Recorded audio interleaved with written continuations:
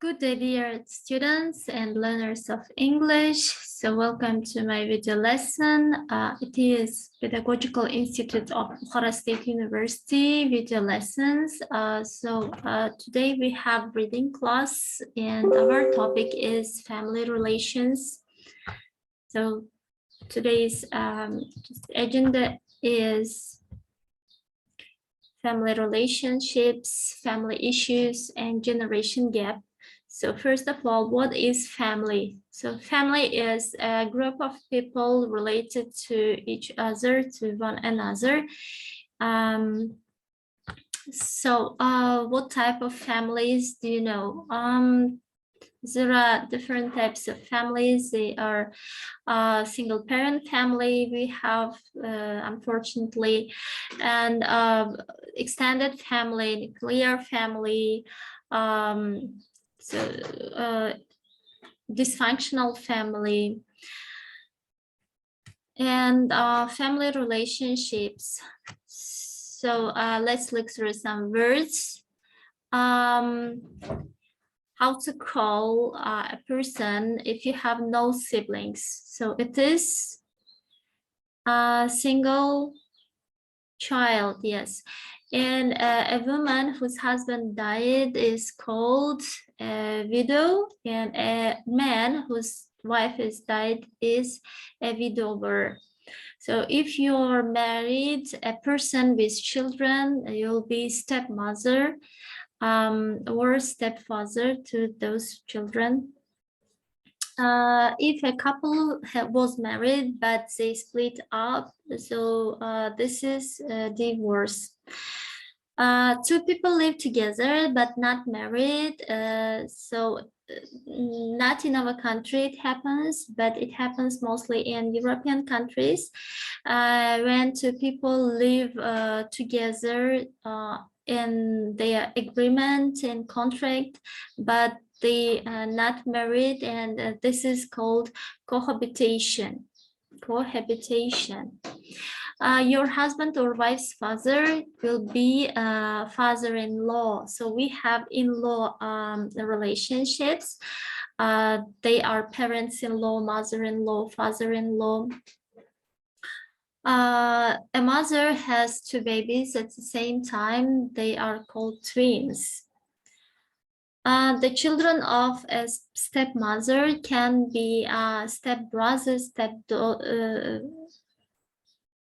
stepdaughter to the husband, and to so other members, they will be stepchildren, stepbrother, stepsister. So if a child just shares one or one parent, like mother or father together, they will be a half brother or half sisters. Your husband or wife's brother, so as we called before, they are in-law relationship. This is brother-in-law. Your sister or brother's son is called nephew, and your sister or brother's daughter is called just niece. So now let's learn some words and associate with this stage. So there are two columns which are written: childhood and parenthood, and words are given, and you should place the words in a correct column. What is saying? Crawling. This word associated with what? Childhood or parenthood? Of course, this is associated with, you can associate the word crawling with childhood. Irresponsible. So mostly children are irresponsible because they don't have life experience, and that's why I would like to place this word in the childhood column, but unfortunately there are some parents and the types of families which are called dysfunctional families, where parents are irresponsible to the upbringing of their children when they are maybe drunk, or when they don't work, and their children just grow up in the streets. Maybe they work themselves. Next word, overindulgent. So overindulgent, when you angry with someone, and I think it's can be placed in the column of childhood, and mostly when just parents are just too old, they also can be overindulgent. Patient. So I would place this word to parenthood, because most of parents are patient with their children, because it's their children, they upbring them. Throw a tantrum.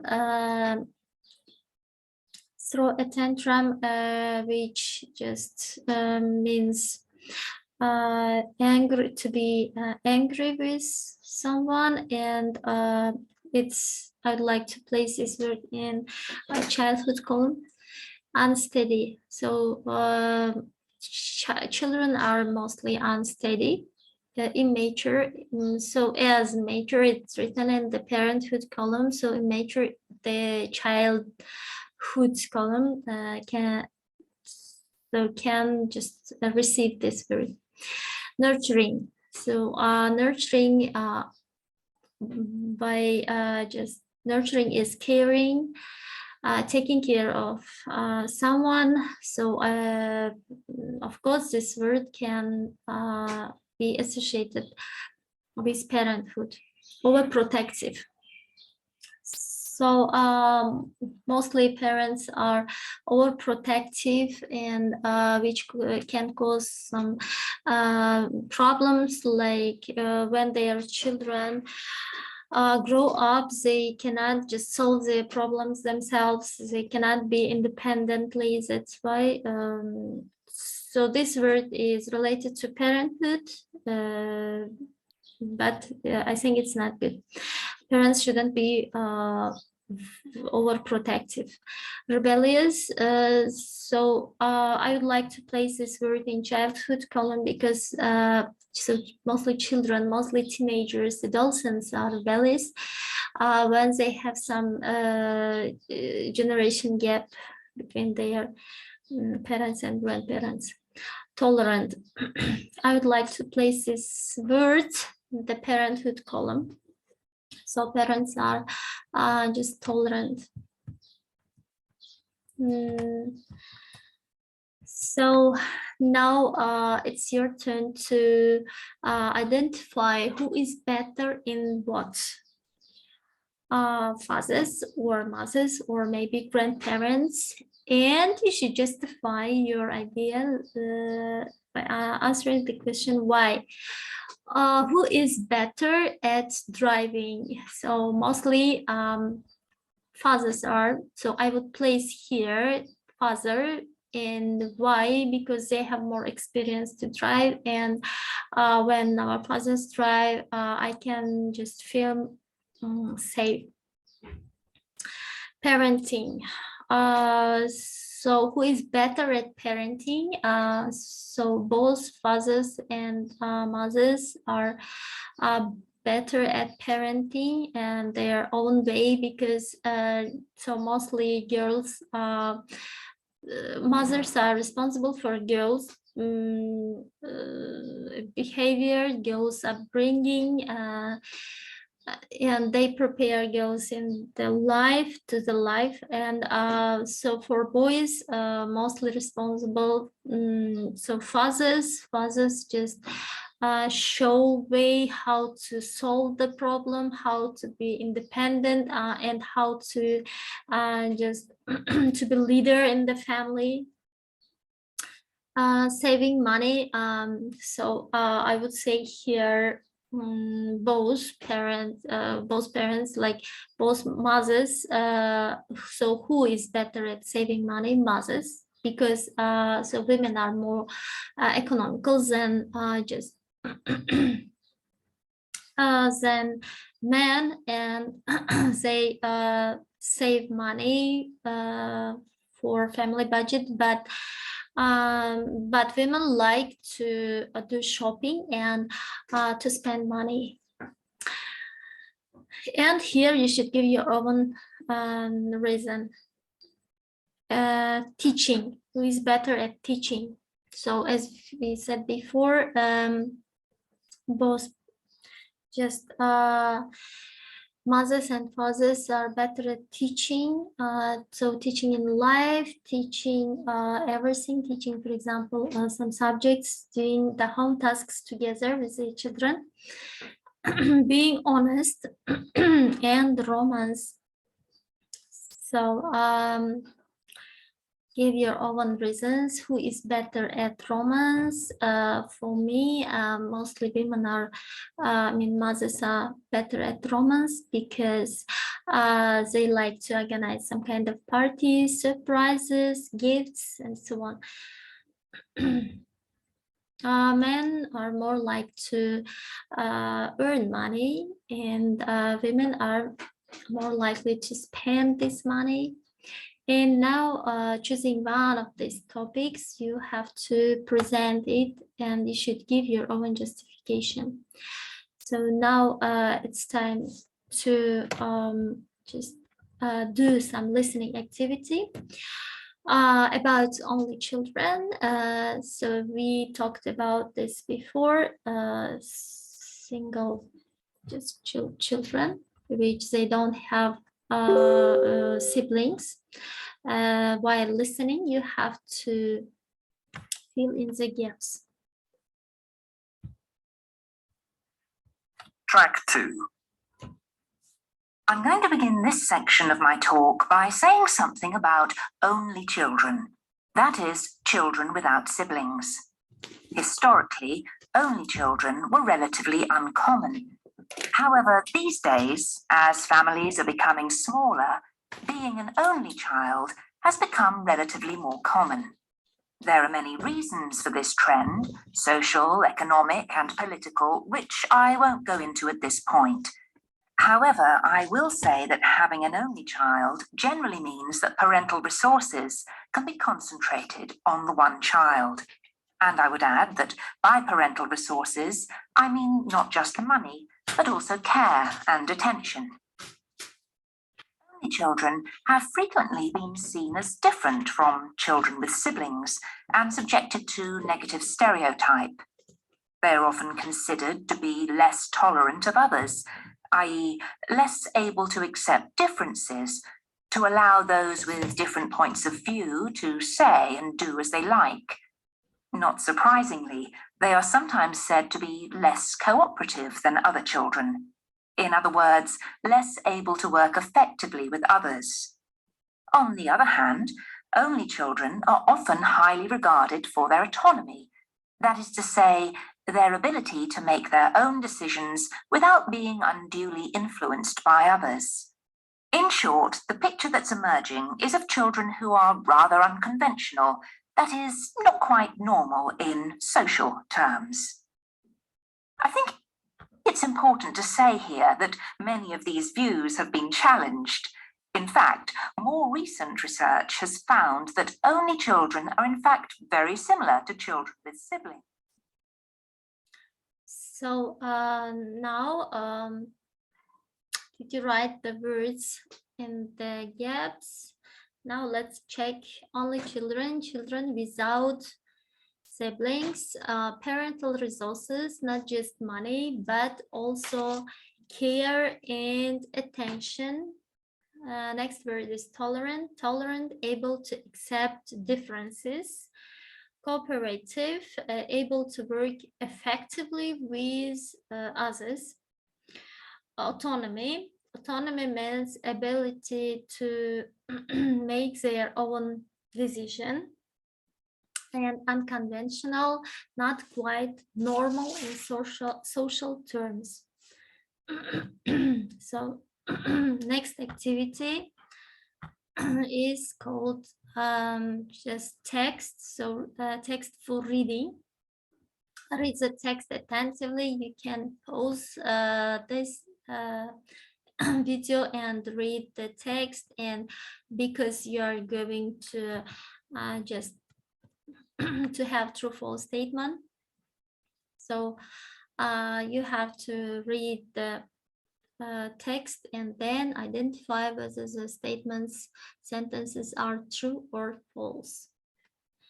Let's do the first one, then other statements you will do yourselves.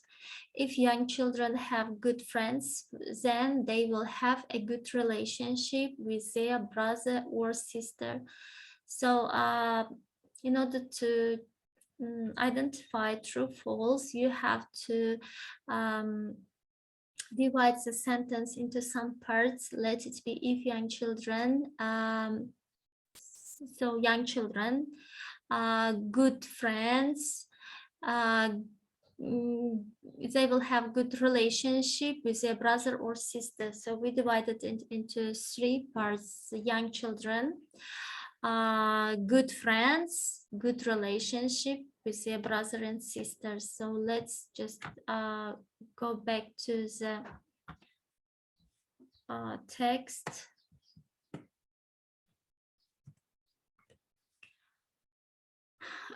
Children who experience a rewarding friendship before the birth of a sibling are likely to have better relationship with that brother or sister that endures throughout their childhood, said Laurie Kramer in a University of Illinois study published in December's Journal of Family Psychology.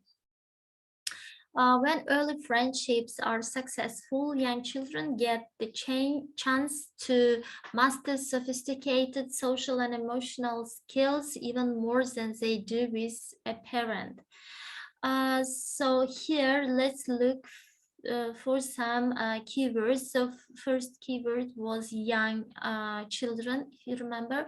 So here we can find young children, and we can put for this part true. And next part was young children have good friends, then they will have good relationship with their brother or sister. Now we have to look the word good friends from the text, from the passage that we have paragraph. So when early friendships are successful, yes, this can be successful friendship, can match the words like good friends. So now second part also true, and third part will have a good relationship with their brothers and sisters. When early friendships are successful, young children get the chance to master sophisticated social and emotional skills even more than they do with a parent. But here, we couldn't find the word brother, sister, siblings, or some synonyms to this. But we find the master sophisticated social and emotional skills even more than they do with a parent. So if young children have good friends, they will have a good relationship, but not with their brother or sister, because we couldn't find this part. And that's why this part is false. So 2 true facts and 1 false facts, which makes the statement false. So do the other sentences and try to find the facts from the text. So next activity is called speaking activity and dice it. So for this we need just the questions and dice, and you should throw the dice, and if the dice just falls upon the on the question where the question is written, you have to answer the question. For example, talk about the oldest person in your family, or how many children do you want to have and why, or how can a married couple be happy together, and so on. These questions are related to family relationship, to family, which can be helpful to improve your speaking skills and helpful to just preparation for IELTS examination. So mostly there are some part 1, part 2, and follow-up part 3 questions as well. For example, talk about a favorite aunt or uncle. This is part 2 questions, which needs a time for preparation, a minute time for preparation, and you have to speak 2 minutes. That's why you should sing, what to sing, how to describe your favorite aunt or uncle, family members. And there are some questions, part 1 questions. For example, does your family ever make you angry, and how?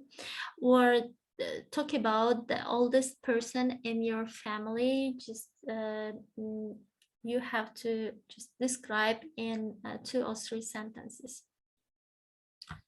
So now family issues. So what's family issues? They are just family problems. Unfortunately, we have so good days and bad days, ups and downs in a family. So there are some family problems can appear in the families, like different personalities clashing and disagreements or ways of doing things, or jealousy or fighting between brothers and sisters, which is called sibling rivalry.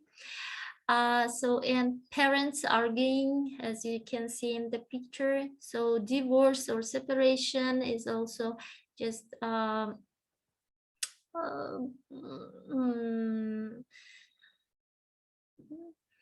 new step parents or step brothers and step sisters, and the parent or relative having mental health problems, disabilities, or illnesses. So they are just family issues. And how to solve the family issues. Like distance situations, arguments and disagreements, cluttered schedule, work-life balance, disagreements on parenting, and financial problems, money problems. So you have to prepare just individual presentation on these topics and try to give solutions to this. And next, plan of our today's lesson is generation gap. So what is generation gap? So here you can see granddad reading the newspaper and grandson who is just listening to music and just surfing the internet. So here you can see different style, different age, different lifestyle, even the decoration of the house. So you can see different pictures and different tea, and here you can see cocktail and something like that. This is generation gap.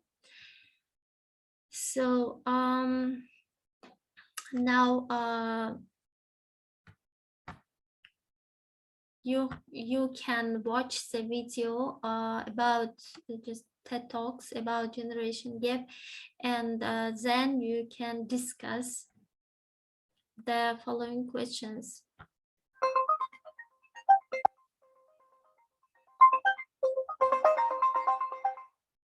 It's my belief that the dreams of the future of my community is for a more integrated society, where the older generation and the younger generation both appreciate what each can offer. Now I need some audience participation. Hands up if you've given up your seat to an elderly person on the bus, unable to stand in the last week, let's say. Right, that's good. And now, how many of you have finished a crossword or written a letter in the last month? Exactly, there's less hands there. So as you can see, the generation gap poses many differences and they need to be reduced in order to create this integrated society. So we in the UK are now considered to be living in an aging population. All this means is people are living for longer, and that's great. They have more time to tick off those aspirations on the bucket list. Only the other day, for example, my grandpa decided it was time to have his first flying lesson at the age of 65. Now, if that isn't amazing, I don't know what is. So logically, in order to get solutions, we need to understand the problems first of all. My parents and I have a very different generational gap than between my grandparents and I. However, they're all strands along the same lines: language, appearance, technology. Language has been a clear divider between the generations. English has evolved over the years. For the parents and teachers out there, lol could mean lots of love, but to us as the younger generation, it's laugh out loud. As well as language, so as appearance. When was the last time you saw someone over the age of 35 wearing a snapback and a pair of Jordans? So while watching the video, you can write down the problems and the issues of generation gap. What kind of issues she mentioning now? But yet, when was the last time this century you saw someone under the age of 25 wearing a pair of cords and a golf sweater? Although these are a bit stereotypical, you understand the idea behind it. As well as appearance, technology. Even in the last 5 years, it's come on leaps and bounds. The word internet can both excite and scare people all at the same time. But just take a second to think. What phone do your parents have? But yet, what do they use it for? I can safely say that my mum and dad do not use Snapchat when they're at work, yet I'd use it at school. So now we've seen the problems, we can now look at the solutions. They need to break down the mistrust and stereotypical views placed between the generations. Let's face it, the older generation have lived longer. They've been where we are at some point. We have not been in their shoes yet. So what we need to focus on is what I can do. When I talk about I'm not just talking about myself, but what young people across the borough can do in schools. The first solution I've come up with is to care for the elderly as we would younger children. This burden usually falls on the working adult who find it hard to balance work, personal and caring lives. The elderly want to feel less of a nuisance, and we want the carer to feel less restricted. So I believe community care centres run by volunteers will take the pressure off both sides. However, it's good to remember not everyone needs a care home. They just need the peace of mind they have somewhere to go. Young people have parks in the summer or to go to the cinema in the winter. Where do the elderly people have to go?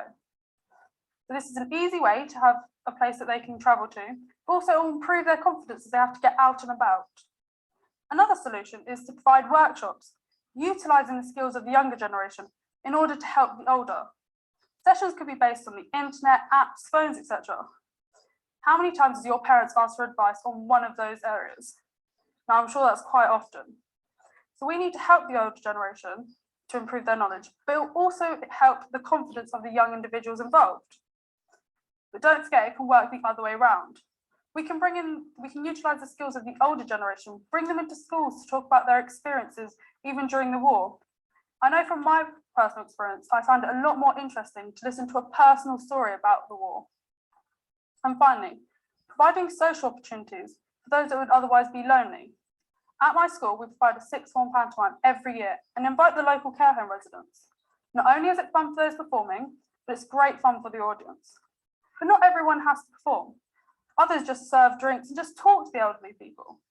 If this was to happen at a few more schools, how many more elderly people would be able to get involved? Be loads. So to round off, young individuals, we need to make sure we break down the mistrust between the generations. So next time you're on the bus, offer someone finding it hard to stand a seat. But also don't be afraid to ask that older relative for their childhood story. Both generations have things to offer, and that's good to keep in mind. Thank you for listening, and I hope you've taken something away from this talk. So now discussion time. So you watched the video, you watched the problems of generation gap and how to solve these problems. Even she talked about this. And so now just thinking about it, discuss, do you think that there is a generation gap among your family members? So she talked about her family, and so you should talk about your family members, and is there a generation gap among your family members? What's the biggest concern, and do you consider that positive or negative? And as she's just gave some solution to the problem, can you suggest this kind of solution? And your home task is discuss the causes and effects of generation gap to the family relationships and provide one way of avoiding bad generation gap. Write 100 to 150 words for an initial post and 75 to 100 words for comments on the responses of at least 2 of your group mates. So if you like the lesson and if it was informative, just subscribe and so watch and enjoy. Goodbye.